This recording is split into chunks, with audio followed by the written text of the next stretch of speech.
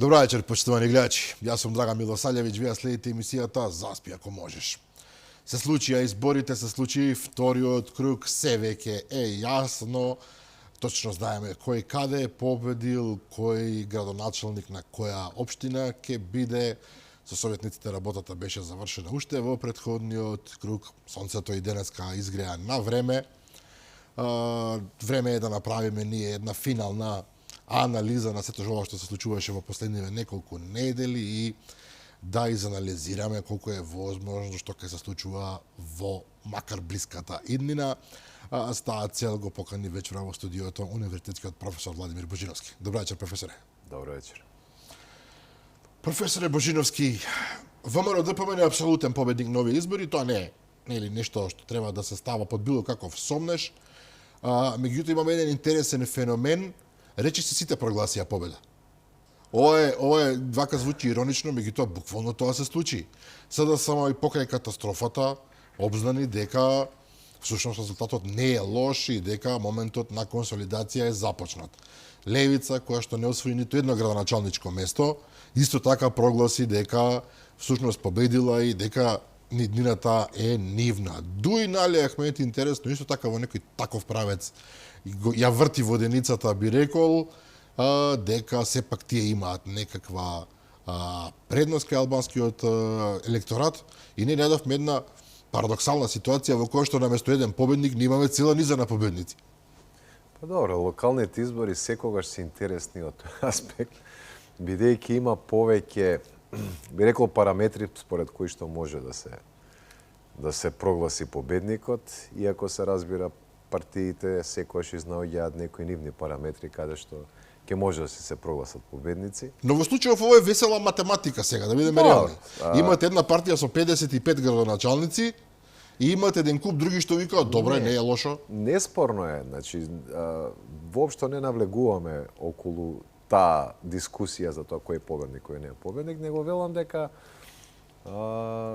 партиите се често пати инвентивни и знаат нели на некој начин да се обидат да прикажат одредена состојба, постизборна состојба како некаков вид победа или победа врз база на тие некои нивни параметри. Инаку уште мислам и овде го говоревме пред повеќе години, што би била победа, апсолутна победа, релативна победа за локални избори, затоа што не се толку едноставни како парламентарните или претставителските, па да се знае нели која партија освои најмногу претставнички места или кој кандидат победи на претставителски избори. Ја би рекол дека има 4 основни параметри. Прво е кој ќе има најмногу гласови на советнички листи, а со тоа нели број на советници. Второ, кој ќе освои најмногу градоначалнички позиции, односно ќе победи, ќе има градоначалници во најголем број општини. Се разбира, третото е кој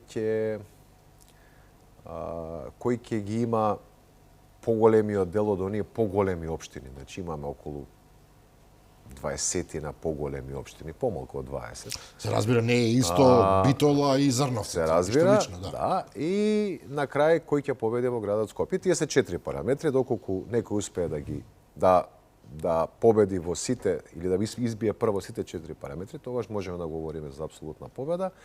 Друг пат можеме да говориме за некоја релативна победа. Например, 2005 на локалните избори ВМРО-ДПМН имаше една релативна победа. Они успееа на некој начин да победат во градот Скопје со тогаш нели кандидатот кој што го поддржа со Трифун Костовски, успеа да освојат и од поголемите општини, иако состојбата не беше премногу чиста на тие избори и затоа велиме тогаш имаше некоја релативна победа. Но сега е нешто друго. Во последниве неколку изборни циклуси говориме за апсолутни победи, бидејќи и 2013 ВМРО-ДПМН имаше апсолутна победа, 2017 СДСМ имаше апсолутна победа, 2021 имаше ВМРО-ДПМН апсолутна победа и на овие избори имаше апсолутна победа, бидејќи според сите овие 4 параметри тие успеа да избијат нели како прва политичка партија, имаа најмногу советнички мести, најмногу гласови нели на тие советнички листи, има најголем број општини, најголем број од поголемите општини и градот Скопје. Така да затоа и воопшто нема потреба да дискутираме околу тоа кој победил, кој не победил, но пак ќе кажам, и тоа не е лошо, затоа што секоја политичка партија мора нели пред своите потенцијални гласачи да им даде одредена мотивација, одреден стимул, да создаде една, би рекол, позитивна, оптимистичка слика за идниот развој на партијата и нормално е дека секоја партија ќе се труди да најде барем некаков параметар според кој они ќе може да тврдат дека се каков и да е. И тоа е сосема разбирливо и така треба и да биде. Но ајде да одиме за некои поконкретни работи. Минатиот пат кога зборувавме пред 2 недели отприлика со вас, зборувавме дека ќе бидат прашања на сите прашања се разбира Карпош, Карпош Центар, Тетово и Кочани и Кичево. Центар навистина остана во рацете на господинот Герасимовски, победи. И тоа беше очекувано. И тоа беше очекувано. Меѓутоа Карпош, каде што работите беа најтенки, условно да кажеме, се случи тој фамозен пресврт и ВМРО ДПМН конечно ја доби оваа општина. Не може да се пофалат во минатото со некој успех таков. Меѓутоа се случи и Стефче Екимовски веројатно е испратен во политичка пензија. Веројатно, велам. Со оглед на годините што ги има, не нешто друго. Карпош беше најнеизвестно. И го говоревме тоа уште пред првиот круг, нели? Карпош беше најнеизвестно и остана така до крај. Не направија пресврт, затоа што кандидатот на ВМРО ДПМН имаше предност и во првиот круг. И во првиот круг, така.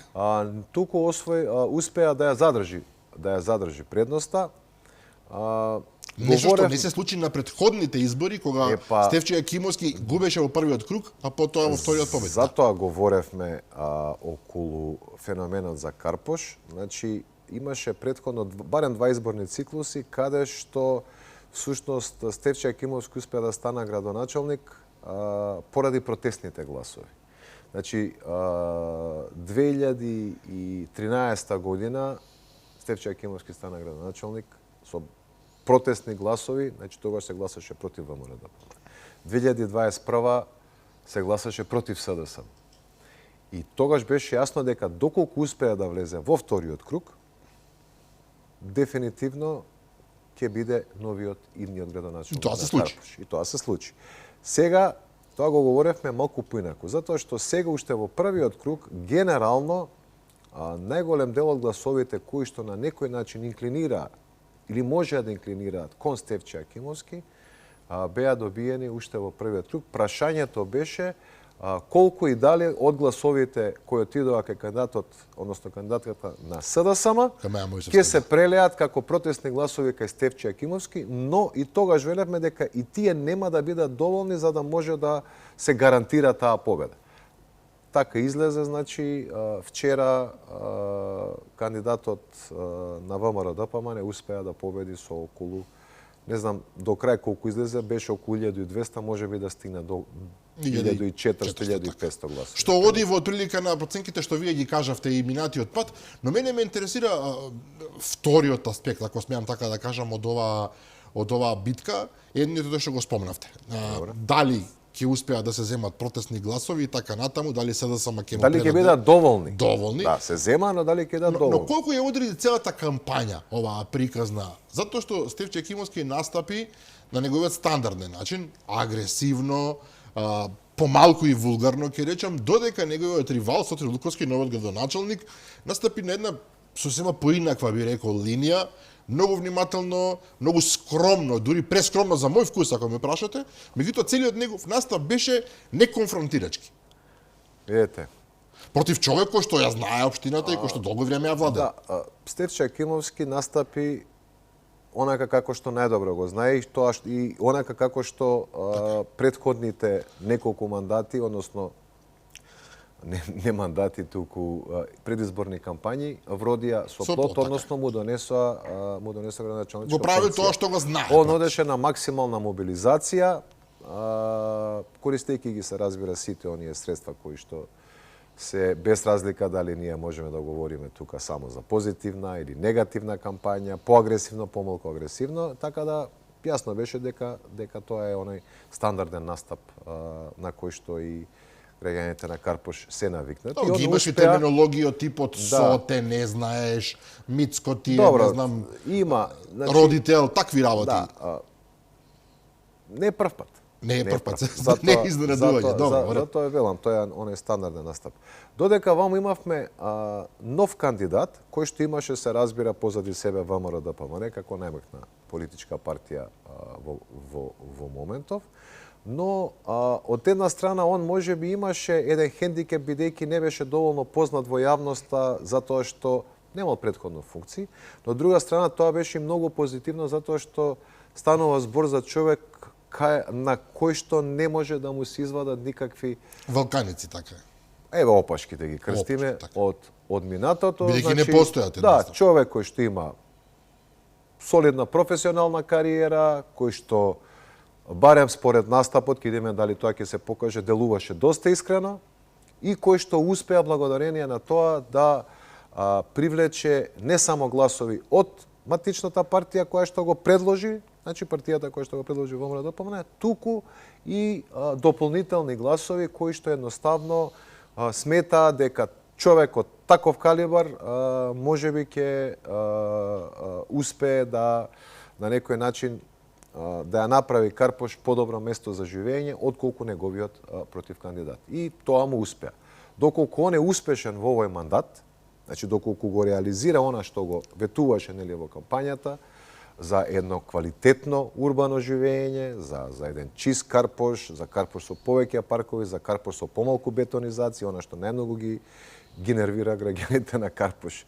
За, не знам, повеќе паркинзи, регулирање на паркинзите и така натаму. Тоа се тие работи, затоа што Карпош е релативно урбанизирана општина и ова се оние проблеми со кои што се соочува. Он успеа да на некој начин успеа да ги потенцира како приоритетни, доколку успеа да го исполни тоа во следните 4 години, мислам дека навистина има шанси да продолжи како нели татко, новиот татко на општина Карпош. И знаете, специфични се гласачите во Карпош, често пати без разлика дали кој од која партија и како доаѓа, нели, како кандидат, како се предлага, многу е важно за граѓаните тоа што е ветено на некој начин да биде и исполнето, доколку се стекне таа доверба. Значи тешко се стекнува довербата, но доколку се стекне таа доверба, потоа граѓаните знаат тоа да го наградат. И Стефче Акимовски успеа така да истера 4 мандати, значи он имаше еден многу квалитетен, би рекол, втор мандат. 2009-2013. Многу квалитетен втор мандат и едноставно граѓаните се стекнаа со доверба. Он имаше уште еден мандат. Добро, да, имаше уште еден мандат исто од 2000 до 2005 и тука се покажа добро. 2009-2013 имаше одличен мандат, тука се стекна таа доверба. Потоа веќе од 2013 до 2017 веќе не беше тоа ниво како што е. Сега последниот мандат, и сега тука има повеќе нели приказни, дали Советот, не бил Советот. Добро, тоа е оправданието на Данела, 4 години ништо не правеше во градот. Не би сакал да навлегувам, но едноставно овој последниот мандат не беше на нивото на она што го нареков вториот, кога што навистина се имаше. Но пазете, и тоа беше доволно да истера 4 мандати. Апсолутно. Затоа велам, ако успее сега новиот градоначалник во првиот мандат да покаже дека навистина ќе се потруди да го исполни, или во најголем дел се разбира дека 100% никој никогаш не успел да исполни, но да започне да го исполнува она што го ветил, мислам дека тоа ќе биде наградено и по 4 години. Се разбира се уште рано, ќе почекаме. Тоа е првата година вообичаено знае да каже како ќе се движат работите. Од прилика. Но вие сте карпошенец, затоа и одлично ја познавате ситуацијата тамо. Меѓутоа има уште еден феномен тука што сакам да го спомнам и завршуваме со Карпош. Во кампањата господинот Акимовски одеше на варијантата па не може Сотир да исполни, јас веќе сум завршил. И пораката беше, јас веќе сум го решил, Карпош веќе и нема што да се решава од прилика, само ќе додаваме нешто. И мислам дека тука ја направи клучната грешка. Не баре Карпош, не знам, Беверли Хилс, па се е совршено и сега веќе немаме што. Иако и тамо веројатно се решаваат проблемите. Од една страна Карпош е релативно урбанизирана општина која што ги има во најголем дел решено сите оние основни проблеми, но далеко од тоа дека е све решено. Има многу работи што треба да се реши. Ја ви кажав. Прво проблемот со паркинг. Затоа што во дел од Карпош, после многу молби и барања и све, се реши оној делот од кај Рузвелтова, Карпош 1 и Карпош 2, затоа што центар, нели, целиот се плаќа и сите ни доаѓа кај нас. Преку улица практично. Да, буквално преку Рузвелтова, но сега треба да се решат и другите проблематични точки као Лептокарија, кај Сити Мол, околината. Значи, паркинзите мора да се решат. Тоа е приоритет меѓу другото. Друго да се види колку може да се реагира со тие зелени површини. Трето, да се направи конечно да се направи туку да се направи ревизија на сите дупови кои што се на ниво на општина Карпош и заедно со граѓаните да се реши што понатаму. Граѓаните во најголем дел сакаат да прекине таа бетонизација, затоа што урбаното живење, квалитетот на урбаното живење многу лесно може да биде нарушен. Ако вие ставите некоја зграда од 40 спрата во населба која што има помали зградички и повеќе простор, автоматски вие го уништувате целото тоа урбано живење. Друга работа, Карпош не е само овој дел од оваа страна на Вардар. Карпош има и од таа страна на Вардар. Дури по површина таму е повеќе поголема него од ова. Нема потреба веќе да се толку да се гради овде. Може да се урбанизира другиот дел, апсолутно никој нема проблем да се направат. Наместо урбан живот ќе се добие урбанистички хаос. Тоа се тие од прилика. Второто нешто кое што беше нели на линија дали ќе се случи воопшто и дали можно е, се разбира е Кичево. Тамо 12 години беше шеф човекот Дуи, се победуваше на еден, јас би рекол, непринципиелен начин. Добивме ова и сега. Доаѓа авиони од Цирих и од Женева и од каде. Добро, Фатме Дехари својата кампања секојаш ја спроведуваше, односно ја водеше во Цирих, а не во Кичево. Меѓутоа изгледа дека на кичевчани навистина им дојде преку нос и еве, победи кандидатот на ВМРО ДПМН е човек на кој што не знали може да му залепите нешто, но национализам сигурно не може да му залепите. Нема потреба да кажуваме дека неговата жена е албанка, децата му се практично полалбанци и така натаму, човек кој што нема дамки во кариерата. Не, он многу малку фалеше и минатиот пат. Апсолутно, но тогаш авионите ја завршија работата. Сега тоа не се случи. И па види, Кичево е значајно од повеќе аспекти. Прво, од една страна имавте кандидат кој што воопшто не се грижеше, градоначелник кој што воопшто не се грижеше за општината. Значи воопшто не. Буквално се гласовите за него одеа како гласови од албанци за албанец. Но тоа веќе не е доволно. И тоа сериозно почна да им смета и на луѓето кои што го гласаа, затоа што сега ти го гласаш затоа што е албанец, а гледаш дека воопшто општината не мрда напред. Че сите тие луѓе таму сакаат да имаат квалитетен живот, да се разберем. Второ, прв пат во Македонија на овие избори се надмина она меѓуетничка поделба, она што го говориме ние веќе 10-15 години, значи згаснување на етнички поставените партии и развој на оној граѓански концепт на партии, кој што ќе биде тежок, кој што е процес, но кој што мора да почне. Мислам дека со ова што се случи во Кичево започнува тој процес. Имавме прв пат кампања каде што со исклучоци ќе кажам, беа трнати на страна сите оние меѓуетнички прашања кои што вообичаено партиите ги користеа со цел да мобилизираат гласови. Че сега не беа тие приоритет, дури беа сосема и заборавени на некој начин од повеќето значајни политички фактори, пак ќе кажам со одредени исклучоци. И тоа е добар основ за следните избори тоа да продолжи. На тој начин комплетно се затвараат, целосно се затвараат тие меѓуетнички тензии, кои што, да бидеме искрени, изминатите 15 на години произлегуваат токму од оние кои што требаше да ги смируваат. Тоа се политичките партии. Они мобилизираа гласови на тој начин. Граѓаните не беа значи граѓаните не создава меѓусебни етнички тензии заради одредени проблеми кои што ги имаат едни со други, туку политичките партии им наметнува или се обидуваат да им наметнат такви меѓуетнички тензии. Така што ова е пресвртница според вас, дефинитивно не само според вас. Јас се надевам дека ова е почетокот кој што ќе биде еден процес за згаснување на етнички партии и создавање на граѓански партии. Тој процес одамна е започнат и во СДСМ и во ВМРО-ДПМН, но кај етничките албански партии со самото тоа што го има тој етнички признак и нели алудираат на гласови од албанците, тој процес не беше започнат. На овој начин сега мислам дека можеме да говориме за таков процес, затоа што етничките партии, знаете како политичката партија екзистира благодарение на тоа што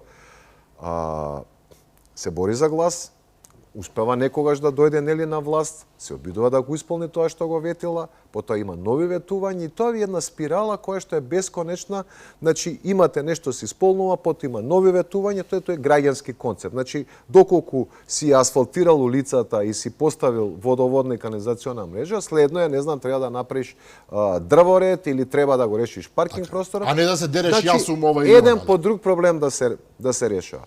Кај етничките партии таа спирала не е бесконечна, туку таа има крај. Затоа што кога ќе ги добиете оние, кога ќе бидат исполнети оние етнички барања, потоа вие удирате веќе во зид. Така, што понатаму? И тоа се случи уште пред неколку години, да се разбереме. Тоа не е дека сега се затвориле, но они нема едноставно не знаеа како да излезат од таа спирала и повторно се навраќа или се обидува да измислат на крајот некакви, не знам, етнички барања. И мислам дека сега со ова дефинитивно и самите гласачи кои што се етнички албанци покажаа дека они прво сакаат да имаат подобар живот, дека партиите не можат веќе да ги измамат со тие, не знам, создавање на меѓуетнички тензии или гласе за мене затоа што сум албанец, не затоа што сум добар или квалитетен кандидат. И на тој начин и они испратија порака до самите политички партии.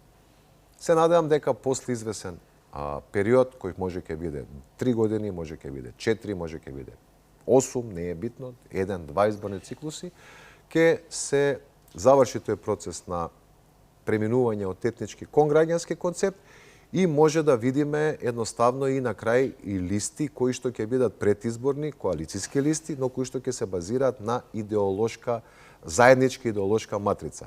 Ние го имавме тоа, не знам, 2020 кога Заев направи некаква предизборна коалиција со Беса, но таа воопшто не беше базирана на некакви заеднички вредности, туку тоа беше колку да се направи коалиција со цел да се спојат некои гласови и така натаму. И тоа беше све, чиста математика. И затоа после тоа се урна многу бргу, дури и таа коалиција, иако беше предизборна, се растури уште во самиот мандат. Што покажа како и беше реалната тежина. Сега, доколку вие имате предизборна коалиција која што ќе биде базирана на одредени идеолошки вредности, тогаш таа е многу полесно да функционира и многу е полесно да опстои као такво. Може ќе бидеме сведоци, потоа нема да говориме, не знам, за етничките албански партии, за етничките вакви партии, туку ќе говориме за, не знам, левица, десница, центар, лев центар, десен центар. Што би требало да биде нормално? Се разбира, вреди во известна смисла како да го почувствува овој момент, овој шифт, недоволно. Имаше таму екскурзии непотребно, особено на Билал Касами. Па затоа реков имаше исклучоци, за тоа исклучок говорев. Но како да го фати возот? Кај дуи тоа не се случи, дуи остана доследна на една политика која што долги години им даваше резултат, но изгледа дека не го почувствува мигот на промена. Партијата, како и човекот, како и државата, како генерално мора да се менува во зависност од природниот след на настаните. Тие тоа не го почувствува. Знаете што? Кога ќе се исполнат одредени барања, етнички барања, потоа вие треба да се обидете да се преориентирате. Доколку не успеете, вие повторно ќе се навраќаете на некои барања, дури ќе одите во некои небулози, кои што за самите гласачи се небулозни, во недостиг на нешто квалитетно. Дуи се обиде, нели, онаа зелена агенда и така натаму, но очигледно дека не беше доволно успешна. Они сега они сватија уште во предизборната кампања се обидоа, нели, да отидат со тој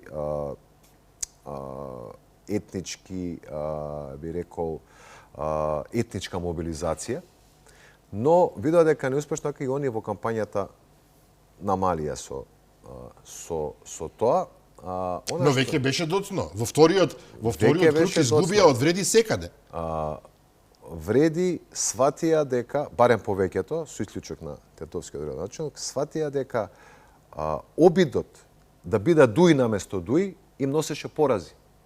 Сите политички партии од 2002 навака, кои што се обидуваа на тој сентимент да земат гласови, всушност одеа во дворот на Дуи. Не може да има Онаму каде што Дуи е посилна, че сега не може вие да бидете, не знам, поголем Али Ахмети од Али Ахмети. Така е. И они конечно сватија дека тоа игра на нивен терен, се повлеко, пак ќе кажам со исклучок на Касами, и тоа вроди со плод. Така да и од тој аспект затоа они успеја, нели, во тоа што значи да имаат ваков успех на новите локални избори, и мислам дека ова најзначајното да го заокружиме, најзначајното е што сметам дека со ова се заврши времето на предизвикување политичко-етнички тензии, а се со цел мобилизација на гласачите. Доколку е ова навистина крај како што сите се надеваме, тоа значи дека во следниот период ние можеме да очекуваме Македонија да се соочува, се разбира, со безброј проблеми како и сите останати држави, но етничките тензии да бидат алтернатива. Конечно да ги ставиме на страна. Така. Интересен потек направи лидерот на ВМРО-ДПМН Христијан Мицкоски по победата и по говорот што го одржа во седиштето, објави и замина веднаш во Кичево и во Брвеница, како еден вид на символична порака. Впрочем, целиот тој говор изобилуваше со токму такви нијанси, дека е крајно време за обединување, тргање на страна на непотребните вкрстување на огнови, да речеме, напротив, инсистираше на она да се држиме за вредности. Па тоа е најголемиот успех на Христијан Мицковски како политичар е што успеа конечно и во ВМРО-ДПМН да го раздвои концептот на етничко со национално. Значи, етникум и нација се две различни работи. И он успеа тоа да го раздвои. Че ние сите можеме да бидеме внатре етнички македонци, албанци, турци, роми и така натаму, кој што сака. Но, имаме сите заедничка македонска нација, затоа што Македонија како држава е нација на сите кои што живеат во неа. Така. Сите треба да се чувствуваат еднакво, да кажем, еднакво пожелни да бидат незини граѓани. Че нема граѓани од прв ред, прецизно кажано, еднакво пожелни. Трет. Државата ги прифаќа сите, прифатете и вие неа. Мицковски е првиот кој што успеа тоа да го наметни, и многу е добро што он доаѓа од таа централно десна опција во Македонија, че од ВМРО-ДПМН, и благодарение на тоа и го постигна овој успех што го постигна. Значи, од една страна, сите етникуми треба да бидат на исто ниво помеѓу себе, нема разлика, од друга страна, сите сме ние дел од таа македонска нација и треба да ја чуваме и штитиме државата, затоа што таа е еднакво на сите. Значи, ова држава не е повеќе за мене или за тебе од некој што живее, не знам, во Кочан или некој во Арачиново или некој во Студеничен. Условите се за сите исти. Така. Успеа да го направи тоа и тоа всушност и ја донесе и го донесе овој успех на ВМРО-ДПМН на локални избори. Како го коментирате случајот Струга? Струга Победи независен кандидат. Да. Интересен говор одржа по победата. Исто така обединувачки, на македонски зборуваше.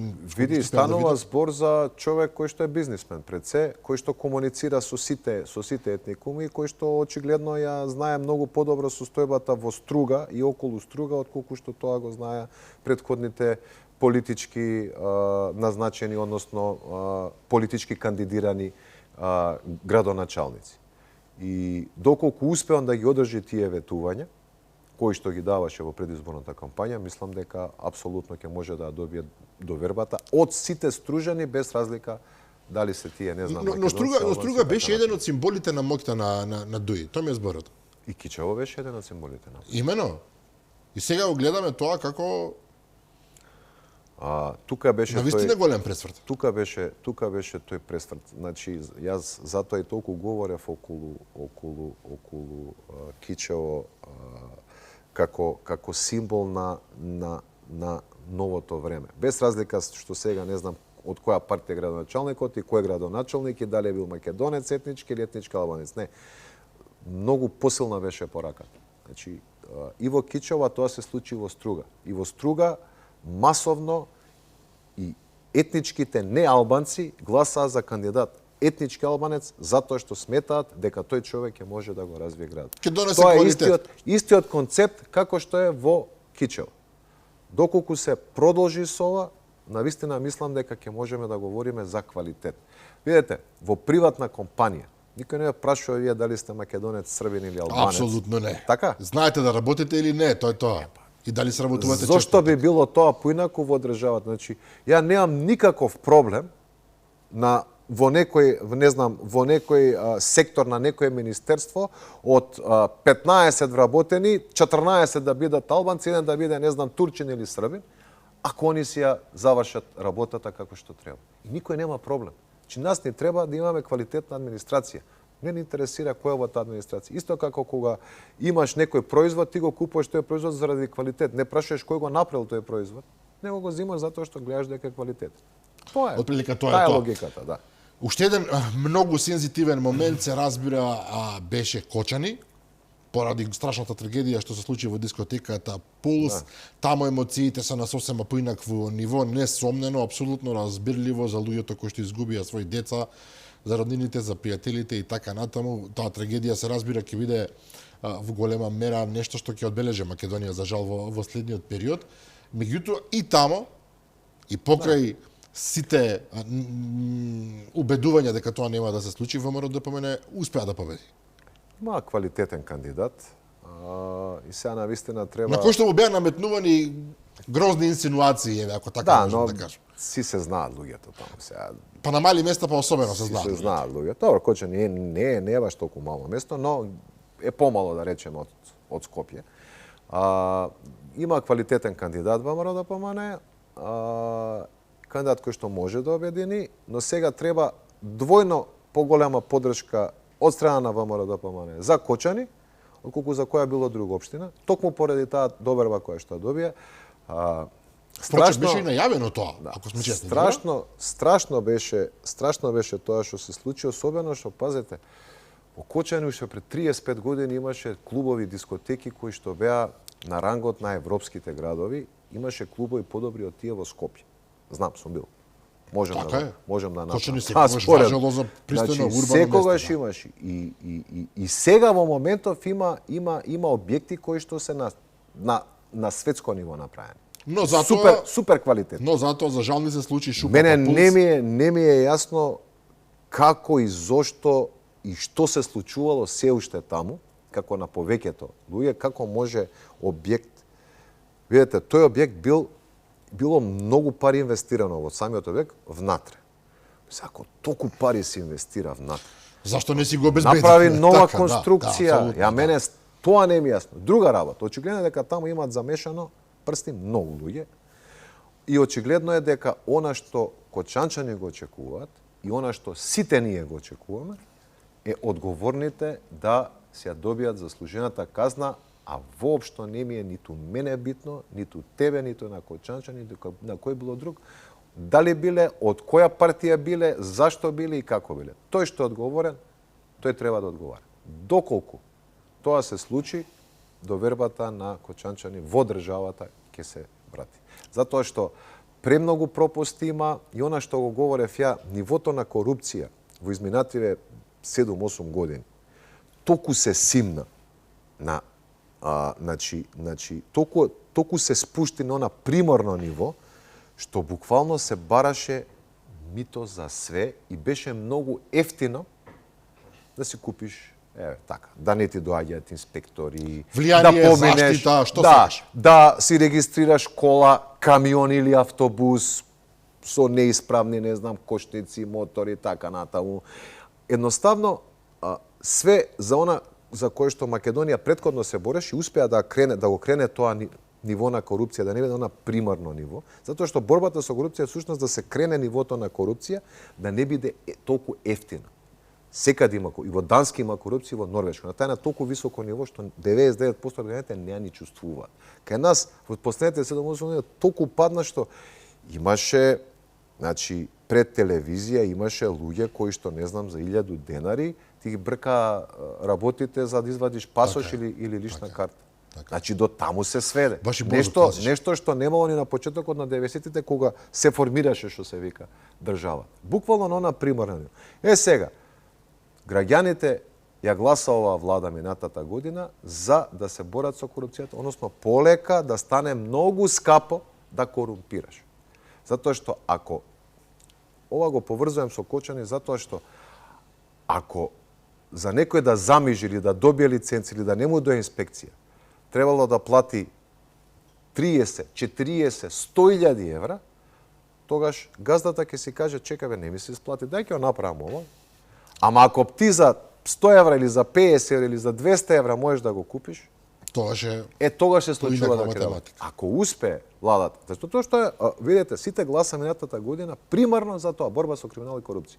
Ако се крене корупцијата, ако стане многу скапо веќе да корумпираш, ако веќе граѓаните на она примарно ниво не ја чувствуваат, тоа се прави со квалитетен кадар, тоа се прави со дигитализација, тоа се прави со повеќе инструменти кои што може да се искористат, тогаш веќе граѓаните ќе продолжат да ја дадат довербата на оваа влада. Доколку оваа влада не успее да го направи тоа, тогаш ќе изгуби довербата.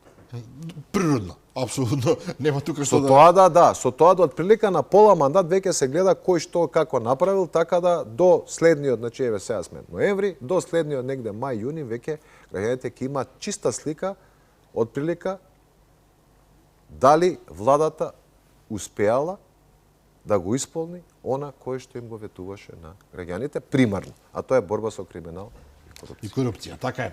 Да позборуваме малку за најголемата се уште опозициона партија, само намерно реков се уште, бидејќи полека ќе го изгуби сечени тој примат.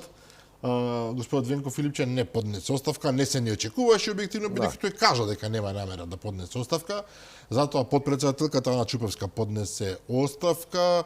Искрено го прочитав објаснувањето, образложението зашто поднесе оставка, ќе ми простите, него ни сватив. Нешто околу методологијата беше, не ми е јасно, но впрочем не е ни важно. Потоа даде оставка уште еден господин на пониско ниво, објективно во Ѓорче Петров, се чекаат и други оставки. Меѓутоа, правилото вели, она основна политичка коректност вели, кога негде работите тргаат лошо, се знае која презема одговорноста, лидерот и само лидерот. Така е во цивилизираниот свет. До некаде ќе се согласам.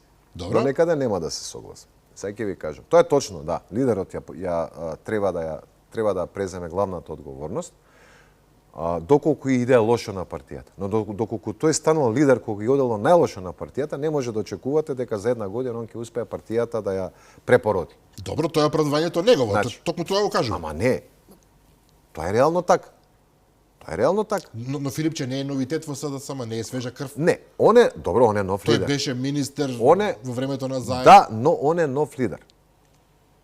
Одговорност од Филипче ќе побараме веднаш, доколку не знам, на следните избори кои што би требало да бидат одржани за 2,5 години од сега, први избори следни се парламентарни избори, доколку тогаш не успее да победи, тогаш се разбира дека прв кој што ќе треба да се даде оставка е Филипче. И тогаш можеме да говориме.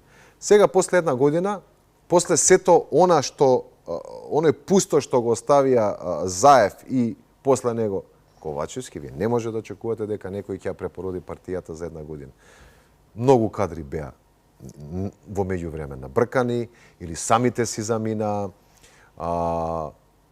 Остана кадри кои што остана доста влијателни кадри во таа партија кои што немаат баш некоја добра перцепција во јавноста. Сега нема да спомнувам име и така натаму. Така да вие не може да очекувате дека сега доаѓа човек, нов лидер, све она што го правил Заев изминатите 7 години, да урниса целосно, бидејќи он со урнисувањето на Македонија ја урниса и СДСМ, да се разбереме. Обично така одат Да се разбереме. И сега да очекувате дека еве ќе дојде сега Венко Филипчи, он наеднаш нели ќе успее за една година волшебно да ја препороди партијата. Не. Доколку е така, тогаш ниту една партија која што ги загубила или која што е во тешка ситуација нема да може да се излечи. Затоа што ако се менуваат лидерите на секоја година дена, вие не може да очекувате дека нешто ќе може да се направи. Еве видете, еве да земе примерот со ВМРО-ДПМН. Кога дојде Христијан Мицковски, ВМРО-ДПМН беше во една сериозна криза, да се разбере. Он дојде некаде кон крајот на 2017 година. Имавме избори 2019 председателски. Иако на тие избори веќе ВМРО-ДПМН успеа целосно да се врати и беше рамноправен конкурент на СДСМ, значи разликата во првиот круг беше помалку од 4000 гласа, сепак кандидатот на ВМРО-ДПМН загуби. И тогаш имаше повици, не знам да си даде оставка. Не. Христијан Мицковски всушност требаше да си даде оставка доколку ги изгубеше 2021 локалните избори. Тие беа лакмусот за неговиот успех или неуспех. Он успеа да победи и се наметна како неоспорен лидер на ВМРО-ДПМН и нели по победата на парламентарните избори и премиер. Да, но морам да ви кажам, се согласувам во овој аспект целосно со вас, може кој секој сака да гледа на свој начин, меѓутоа ВМРО-ДПМН се чини успеа, нема да речам да се ребрандира, меѓутоа да ги елиминира оние недостатоци кои што беа страшно видливи. За тоа ви кажам, најголемиот успех на Христијан Мицковски е тоа што успеа да направи разлика помеѓу етникум и нација. Дека да, ние се залагаме за Македонија, ние се залагаме за македонската нација, ние се залагаме за Македонија да биде успешна надвор, да биде успешна на меѓународната сцена, да биде успешна во оние преговори со своите партнери и така натаму, да биде успешна во решавање и обединета во решавање на надворешните проблеми. Но внатре ние сме сите исти. Многу важна порака и добро е што успеа. Но дали на СДСМ ќе мора да им се случи таа некоја радикална промена, бидејќи сега имам впечаток, еве има време господин Филипче се разбира на крајот што сакаат нека прават во партијата внатре, ние само размислуваме, меѓутоа тие не се откажуваат, ако спеам така да кажам, од оставштината на Заев. Сега за сега се чини дека во врвот на СДСМ и натаму мислат дека тоа што го правил Заев е правилно, исправно. Видете, сега, знаете, внатрешните партиски односи јас си ги оставам на нивни се разбира, така е. На луѓето кои што се дел од таа политичка структура. Она што може да се согласам е дека колку побргу СДСМ се оддалечи, се отргне од Зоран Заев, толку подобро за нив.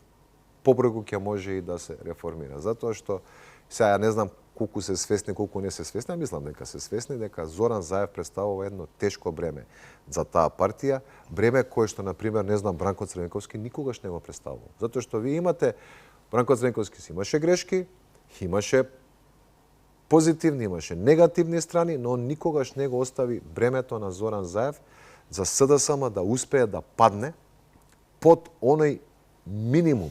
Значи, СДСМ секогаш имала околу 200.000 гласови. Тие се она основна, би рекол, подршка која што имаат изминативе 30 на години. Значи, корот на срцевината на поддршката на таа партија се тие 200.000 гласови. Доколку се успешни нели да привлечат дополнителни независни гласови, они качуваат и 300 и 400.000. Но секогаш биле на тие 200.000 гласови. Минатите избори за прв пат во историјата они паднаа на околу 150.000 гласови.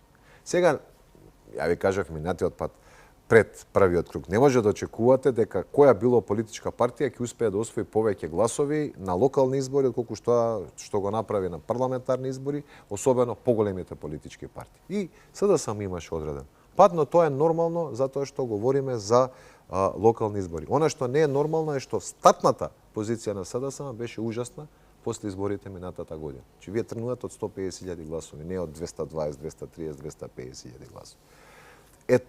Тоа бреме кое што го остави Зоран Заев со тие нели одлуки сега да не се ако се навраќаме само ќе губиме време практично. Да. Левица не успеа да освои ни едно градоначалничко место, ако не се лажам, Меѓутоа успеа во Скопје да добие кандидат во вториот круг, господин Тамар Мециновиќ, кој што успеа да го зголеми своето салдо пристојно, од нецели 30.000 дојде до близу 60.000. И лидерот на оваа партија, Апасиев, на нему својствен начин, сето тоа го представи со победа против врховистите и балистите, сите ќе ве стреламе варијанта во ред, меѓутоа успеа да наметнат, претпоставувам, и покрај неуспехот во освојувањето на градоначалнички места, дека сепак всушност од овие избори тие не излегуваат како бутници, затоа што Амар Мециновиќ дојде до пристојна бројка. Па видите, за помала партија како Левица, тоа е успех вие во Скопје да имате кандидат. Неуспех е за СДСМ што не успеа за прв пат да имаат против кандидат, односно да влезат во вториот круг. Левица е партија која што се обидува да ги анимира периферните гласови. Значи, Левица ги собира тие периферни гласови, гласовите кои што се надвор од центарот, без разлика дали е лев или десен центар. Тоа е многу интересно, да? Поекстремните гласови. Такви партии екзистираат низ цела Европа, доколку државата е во криза, тие освојуваат повеќе, доколку државата не е во криза, освојуваат помалку. Златна Зора ви е пример. Иако не сакам да направам равенство во Левица и Златна, но говориме за периферни партии, да се разбереме. Да. Имате и или па КК е во Грција, ако споменјам сега за Грција, таму има комунистичка партија, они се освојуваат 5, 6, 7% секогаш од гласовите. Но периферните гласови вие може да ги добиете и да ви бидат доста лојални од една страна, од друга страна тие се ограничени. Доколку сакате да станете сериозна партија и да станете конкурент на во случајот на ВМРО ДПМН, нели да надминете СДС, вие мора да се отворите кон центарот. Тоа не го гледам и не верувам дека ќе го видиме додека Апасиев лидер. Иако номинално повикаа СДСМ да премине, гласачите на СДСМ да преминат кон нив. Да преминат, вие може да повикате сите да преминат. Се разбира. Треба постулатот на самата партија, начинот и однесувањето на лидерот и на раководството да се промени, да се отвори кон центарот, за да може вие да очекувате поголем број на гласови.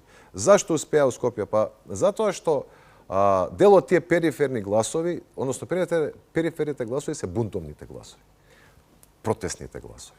Луѓето кои што не се задоволни, луѓето кои што мислат дека со поекстремни мерки ќе може, значи револуционерните гласови. Се разбира дека младите као такви секогаш се нели најбунтовни и најреволуционерни. За нив е ова најпримамлива опција, апсолутно. И Левица стана примамлива не за сите млади, за она урбана младина. Кај имате најмногу урбана младина? Во Скопје се разбира.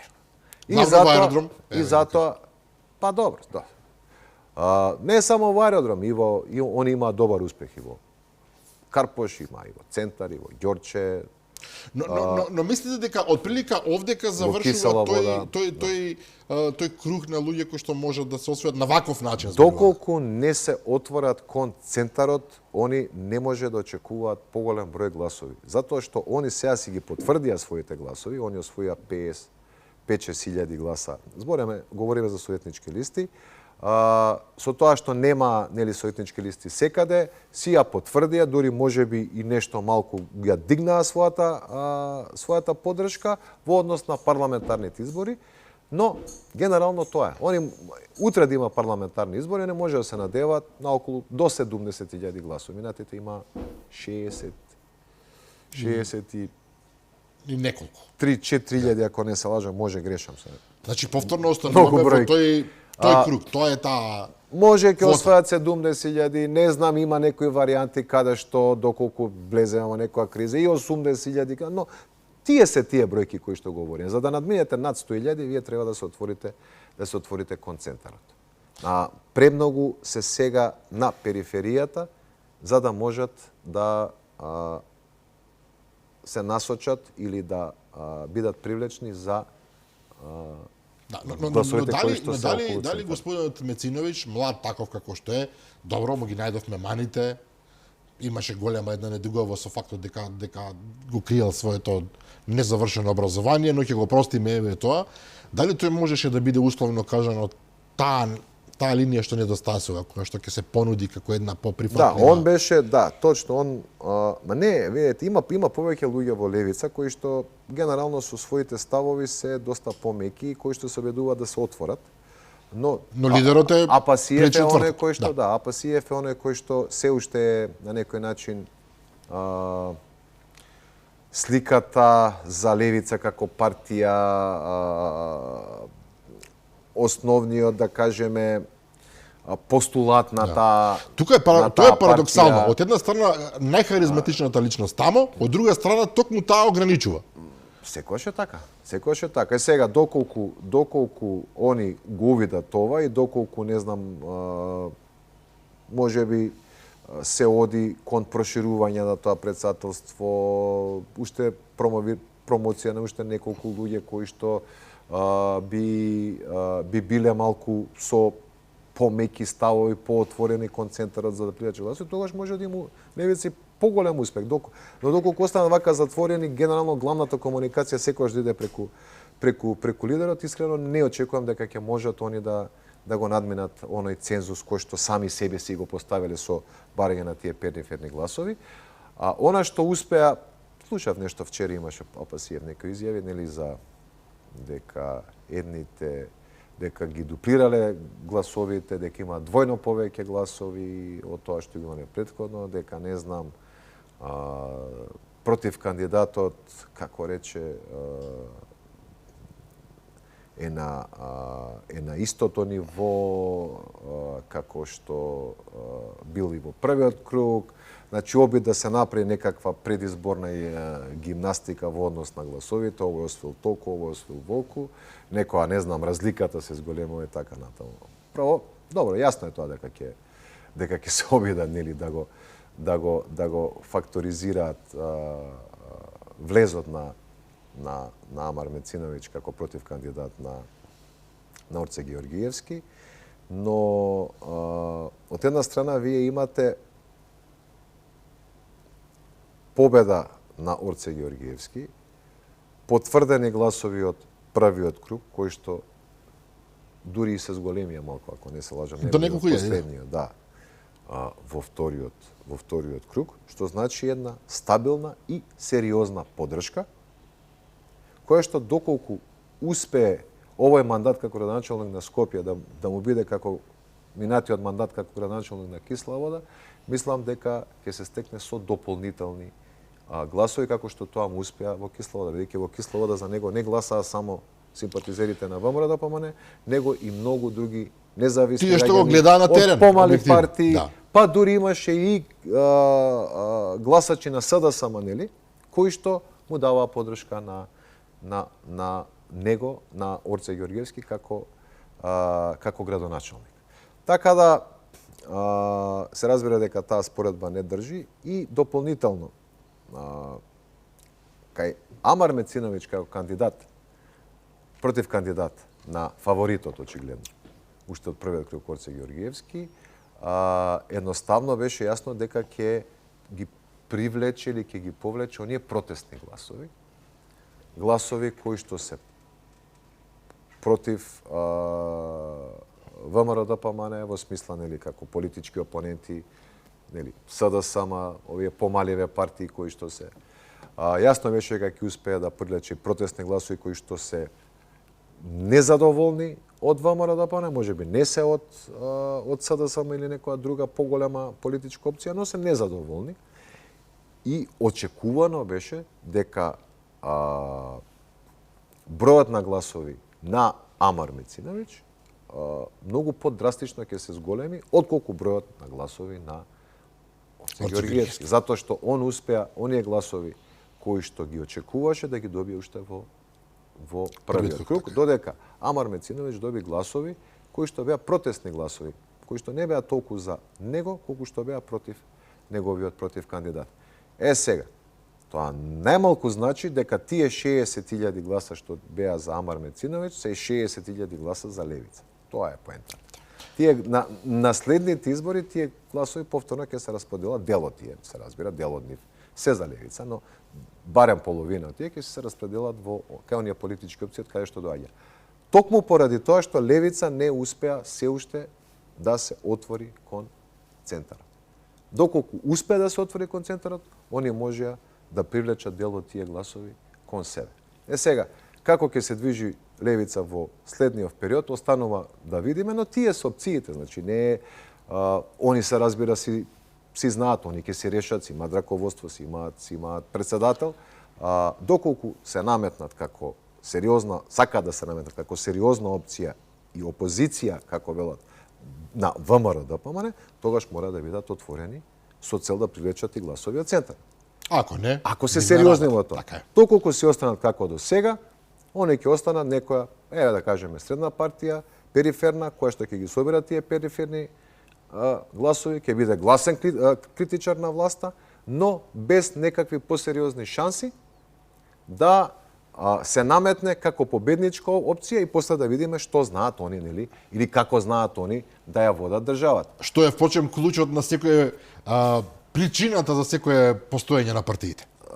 Па и не мора да значи, затоа што може на нив им одговара вака да немаат одговорност, да бидат периферна партија, да добиваат одреден број на гласови, што им носи и материјални бенефити, И привилегии, да бидат така. одреден фактор во државата, да имаат одреден број на пратеници, но да немаат никаква одговорност. Мислам дека тоа не е суштина на политиката. Професоре Божиновски, благодарам за оваа сумарна анализа. Благодарам на вас. Да, почитувани гледачи, ви благодарам и на вас за вниманието со кое што не следевте. Утре во 15 часот се разбира и репризното издание на оваа емисија. Јас ви закажувам нова средба со мене и со нови гости утре вечер во 22:30. До тогаш пријатно.